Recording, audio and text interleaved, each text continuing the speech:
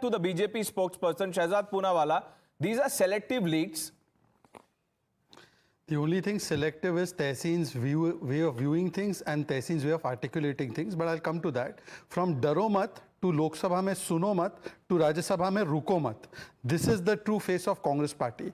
They started yelling even before Prime Minister could say Namaskar to the House in Lok Sabha. What were they objecting to? How did they know he would not address NEET? By the way, the LOP who spoke for 100 minutes, you know how many minutes he spoke on NEET? 4 minutes. They had a total of 12-15 hours in Lok Sabha, 12-15 hours in Rajya Sabha. How much time did they spend on NEET? Less than 5%. Just like in the Manipur no conference motion case, less than 5% on Manipur. Because Manipur NEET bahana hai, house mein hangama machana hai. Tell me one more thing. Why were they objecting and yelling at the time when the Hathras condolence message was being given out?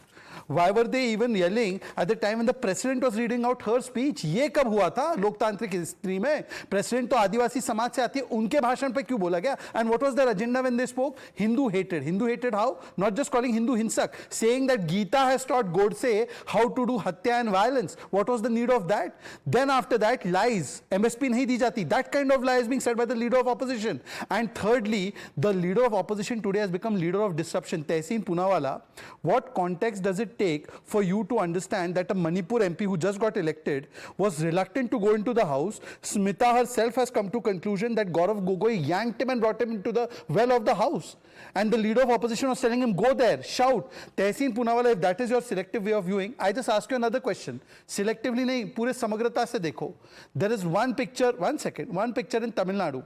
Leader of opposition only said, sir, I want to discuss 65 Dalit deaths. He has been suspended outside Parliament, outside Assembly for the entire session. And those are our people. North South, aapne hi kiya tha chunav mein. Dalit, aapne hi kiya tha. And there is another picture where the leader of opposition is saying, ki go, don't let the Prime Minister speak. The same Prime Minister who is offering water to the people who are protesting. Who is democratic and who is dictatorial, aaj pata chal gaya. And Tehseen Poonawalla at least have some integrity. The video is very clear. ऐसे तो आधे अधूरे clips पर पूरे narrative को बना देते हैं ये लोग, और आज इतनी बड़ी क्लिप सामने आ गई तो इनको समझ नहीं आ रहा कि कौन आने बोल रहा है और कौन जाने बोल रहा है।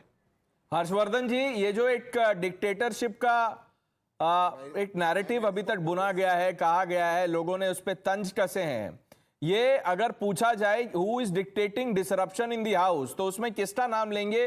वीडियो में कुछ दिख रहा है, तहसीन कुछ और कह रहे हैं, खड़गे जी 90 मिनट बोले, राहुल गांधी जी 2 घंटा बोले, किसी ने डिसरप्ट नहीं किया। अगर कुछ हुआ भी तो पॉइंट्स ऑफ ऑर्डर रेज किए गए, लेकिन जब प्रधानमंत्री दोनों सदनों में बोले तो सबने देखा क्या हुआ। प्रणय जी, मुझे लगता है कि सीधे सीधे 2 पैरेलल हैं, 2 कंपैरिजन हैं, और ये तहसीन भी जानते हैं।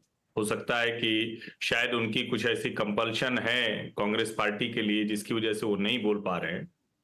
कभी ऐसा नहीं हुआ कि प्रधानमंत्री के भाषण के वक्त इस तरह का स्तरहीन अमर्यादित व्यवहार लीडर ऑफ अपोजिशन ऐसे कर रहा हो।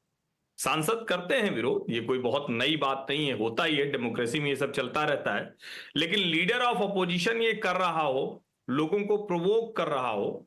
और एक बात मैं और बताऊं, ये तहसीन भाई सुषमा जी और अरुण जी का बयान पता नहीं कब का सुन लिए, वही बार बार हर बहस में दोहराते हैं। कभी सुषमा स्वराज और Arun Jaitley leader of opposition के तौर पर किसी को भी इस तरह से हैकल करते हुए, किसी के खिलाफ नारेबाजी करते हुए एक वीडियो दिखा दें, एक ऐसा इंसिडेंट दिखा दें। उन्होंने क्या कहा था? उन्होंने कहा कि जब सरकार नहीं सुनती है तो कई बार डिसरप्शन करना जरूरी हो जाता है और ये लोकतंत्र का हिस्सा है। मैं भी ये मानता हूं, लेकिन राहुल गांधी 103 मिनट बोलते हैं और उनको कोई रोकता नहीं है। क्या इसके बावजूद सरकार सुन नहीं रही? मल्लिकार्जुन खड़गे पूरी अपनी स्पीच देते हैं, उसके बाद भी सरकार सुन नहीं रही। अखिलेश यादव आधे घंटे से अधिक बोलते हैं, फिर भी सरकार सुन नहीं रही। अच्छा होता कि देश को विपक्ष का ये अमर्यादित चेहरा नहीं दिखता। 52 से 99 ने ऐसा एक विचित्र किस्म का उत्साह ला दिया है। सारी संवैधानिक परंपराएं जिस संविधान को लेकर घूम रहे थे, उस संविधान का इतना अपमान 18वीं लोकसभा शुरू होते ही लोकसभा और राज्यसभा में किया गया, ये बेहद निंदनीय है। आईपी सिंह